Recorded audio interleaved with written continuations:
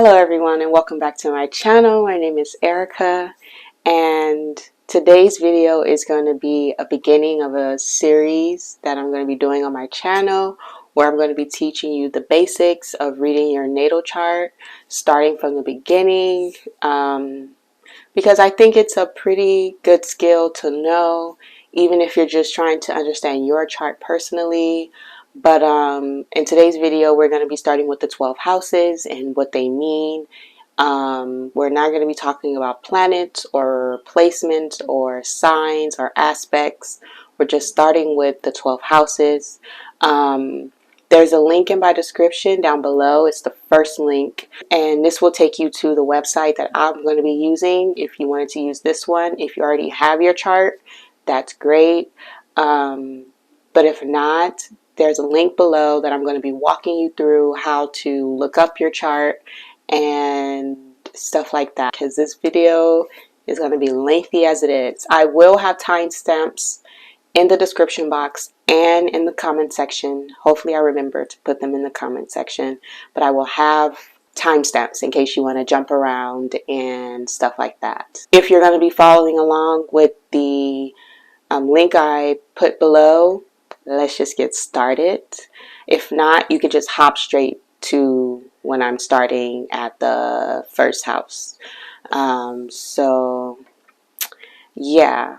So as you can see, when you click on this, we're at astro.com and you just want to put in your info. I'm going to make up a name and a birthday because I won't be using my personal stuff, my personal chart. So let's give her Star. And your last name is optional. Let's make her a female. And then here you're going to put your birthday. It's very self-explanatory. You do need to know what time you were born, because other than that, your chart is not going to be accurate.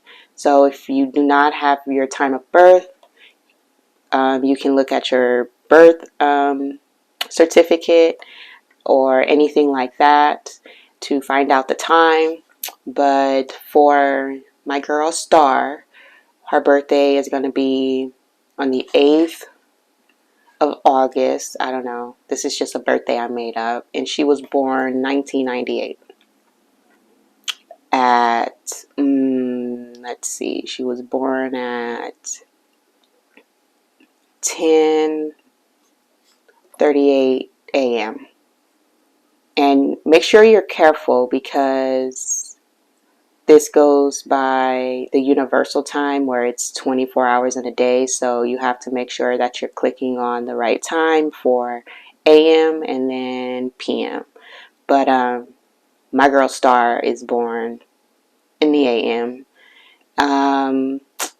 She was born, she was born in the USA. And if you were born in a different country, of course, you'll look for your country you were born in, and then you put it there. And then the birth town, let's give her Miami. If I can spell Miami. Miami, Florida. And already you can see here that her big 3 is up here. So she's a Leo sun, an Aquarius moon, and a Libra rising. We're going to click continue. And then here it's going to show you what kind of chart you're going to be configuring. So we're doing a natal circle wheel. I'm not going to be focusing on the list chart. I know a lot of people who are new to astrology uses the little list chart, but we're going to be using a circle chart here, a wheel chart. And this isn't important unless you're going to be looking at the current astrological placements. If so, it should just be today's date or whenever you're making this chart. So you want to click on options And I'm doing tropical. We're doing tropical whole sign, but for the whole house system, we're going to be doing whole signs. So you'll just click on this and go down to whole signs, and we're leaving all of this the same. There's so many different charts you can use. Again, it's up to you and what you like using. For me, this is what I like using. This is what I use on personal readings. This is what I use on myself. And yeah, I think that's about it. So you want to click here to create your chart. And bam, we have Star's chart. And this is what it's going to look like. And what we're focusing on is these little numbers here. There's these little numbers on the inside of your circle where it's telling you each house. We have 12 houses total, and we're going to be going over the meaning of each house. So without further ado, let's get started on the first house, which is right here. So when it comes to your first house, it's all about the house of self. It's about you personally, your individual self. It also focuses on your physical body, your outlook in life, and like the major themes of your life. It also focuses on like your personality. This is also like the energy you give off to other people. So whatever sign rules this chart, it's the way you come off, it's your energy, but all of that still takes place with the planets and all of that. But as a general base, your first house is just all about you personally, how you look, your personality, like how you carry yourself, and like your outlook on life and stuff like that. It's known as like the house of self. For your second house, it's all about your money and your possessions, you know, your resources, the things that you work towards in this life to gain.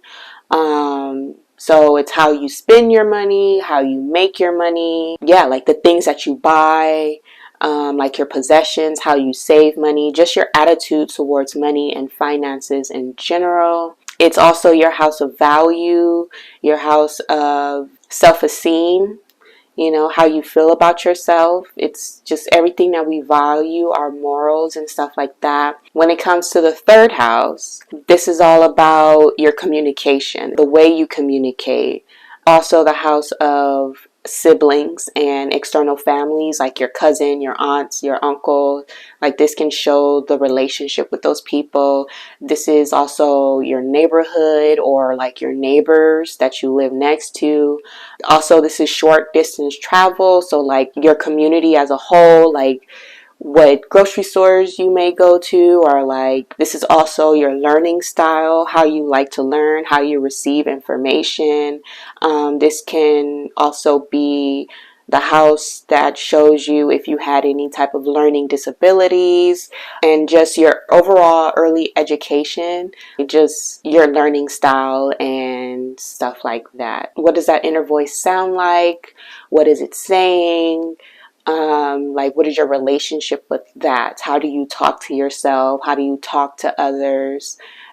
This house can really tell you a lot about that. Now when it comes to the fourth house, this is all about the house of the home, like your family, your parents, your ancestors, your roots, where you come from, and just the foundation of you. This is also the house of like your inner emotions, I would say, like things that people don't see, or like your upbringing. How was your upbringing? How was your household ran? What kind of parents did you have? Like this can kind of give you an insight, or just what kind of ancestral or generational things that you were brought up on. This can also tell you what kind of home that you're going to create for yourself when you become an adult because of the way you were brought up. It can tell you a lot about, you know, that too. Now for the 5th house, this is the house of play, creativity, passions. This is also like short-term romance, like dating or like flings and stuff like that. The way you create, the way you express yourself, express your creativity. What do you like to do? Your hobbies, the things you do for fun, joy. Just this is the fun house. This is the house of children. So this can tell you, you know, how many children you're gonna have, or your inner child and how you connect with your inner child. Oh, also, this is the house of performance. You know, what also this is goes into what you like to do for fun. So some people like to perform. What do you like to perform? Do you like, are you an actor or actress? Do you like politics, entrepreneurship? You know, just really expressing your creativity to the world. Now for your 6th house, this is the house of health and day-to-day routines, maybe service work, how we go about helping other people. Just what do we do every day? Do you work out? Do you go to work? Do you pick up your kids? Like what, like this is the house that can kind of give you an insight of what you do on the day to day. Just the way you like giving back to other people, the way you like to service others. This can also be the house of health, the house of nutrition. How do you eat? Is it healthy? Is it not healthy? This can also talk about like your like illnesses, if you may have any, how serious they can be, how long they can be, how long you've been dealing with them, and just how you take care of your body. This is also the house of pets. Do you have any pets? What kind of pets do you have? Are they exotic? Are they just a regular domestic animal? Now, when it comes to the 7th house, this is the house of relationships, one-to-one relationships, whether that's with a long-term partner, your spouse, a close family member, not like just like extended family, like people you're actually close to. This is also the house of contract agreements, maybe business partners, your relationships just within all of those people that you choose to be close to on the day to day. Other than that, this is a house of negotiations and contracts, whether that's a marital contract or a business contract. Just a house of contracts and relationships and how you go about doing that. This can also tell you a lot about what kind of marriage you're going to have, how many marriages you will have, divorces. This can also give you insight on your partner, like if you're interested in knowing how will my future spouse be. This can give you insight on, you know, certain characteristics about them, you know, whether they're very romantic or if they're very traditional. It can give you insight on all of that. Now for the 8th house, this is the house of death, transformation, deep healing, intimacy, sex, trauma, psychological issues. This is also the house of fears and worries and power struggles, and also the house of a partner's resource or resources outside of you, like debt, credit, loans, and stuff like that, in your relationship with that. Maybe inheritance, investments.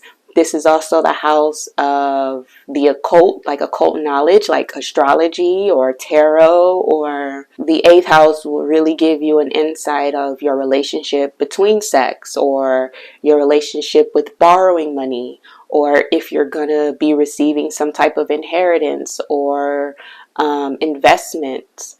Do you have power struggles? How we give away our power, and you know how we can get our power back. So just like we give it away, this house can also show you how to get it back, and doing that deep healing and transformation for the better. Also, this is the house of taxes, and you know this can show the relationship with that. how often you pay them, and just money outside of your own personal resources. Because like the second house, it was about how you make money, your relationship with your own finances, whereas the eighth house is more about other people's money and your relationship with that. So the ninth house is about wisdom, higher education, the broader perspective that you may have on life. Like, because everybody have a big picture of life and it's different. So it's just like, this is your big picture. This is your perspective, the big grand perspective.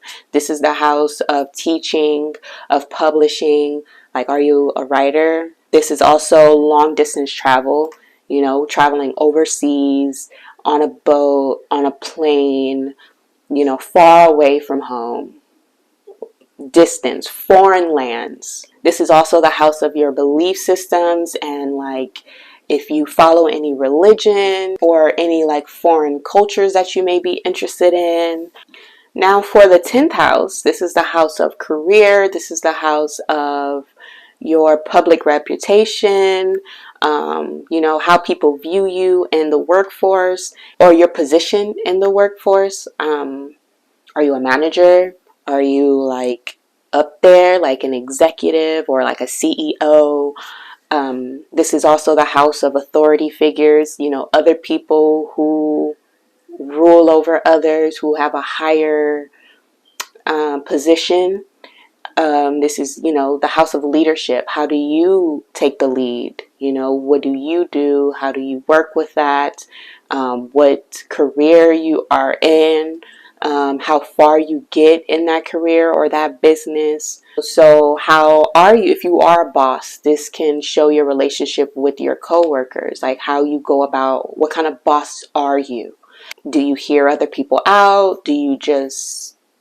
Are you just the type to follow by the book? Or this can just be the house showing you how you are with authority figures. Do you rebel against it? Do you have power struggles with people in authority? Again, your public reputation. How do other people view you outside of the home, outside of your family, outside of people you know? Like, how do the world view you? Now with the 11th house, this is the house of networking, the house of the internet, the house of friends and friendships, how you make friends, how you network with people, what role you play in the group. What social medias do you have, if you have any? Are you the type to be like anti-social media, or are you all about the social media? This is also the house of gains. So what you gain from your public reputation, from your career, you know, the people that you come across, the people that help you move up and root you on and support you. And this is the house of your hopes and dreams too. And this house can kind of show you your accomplishments and how you relate to other people and how you are in a group setting. And last is the 12th house. The house of undoing, the house of endings, the house of the subconscious, of spirituality, where we go to be alone, where we go to be a hermit. This can also be, yeah, the house of isolation, like prisons and temples and churches and hospitals. This is the house of dreams, like literal dreams when you go to sleep. What's going on in there? I picture 12th house like the outer space. Like you just let something go and it just keeps going. Like it's just endless. Even though it's the house of endings, it's just endless. It keeps going. You know, that's where a lot of like, you know, like the subconscious, a lot of things get pushed in our subconscious and it's forgotten until the 12th house is triggered in some way, and then it can come back up, and then you could be remembered of certain things that you lost or went through. Or, you know, this is also a house of healing, the house of solitude and rest, where we, you know, just detach from the world really and just ruminate in our own energy and our own feelings and our own spirit, I would say. Whether you do take maybe a spiritual retreat, or you go to like an ashram or a temple of some sort to, you know, do a purge and to let go of things and just be alone. I hope that this video was helpful to anybody watching it. If you made it this far, please give the video a thumbs up. And in the next video, we're going to be getting into rulerships and the signs. So going through all the signs and what they rule, and, you know, diving a little deeper so you know if you have like a Libra rising, you know, what does that entail for you? If you have any placements there and stuff like that. So subscribe so you can be notified the next time I upload. Follow me on Instagram. If you're interested in a personal reading, let me know. You can DM me. I also have my email in the description below. You can click on that. Let me know. And yeah, I'll see you guys in the next one. Bye.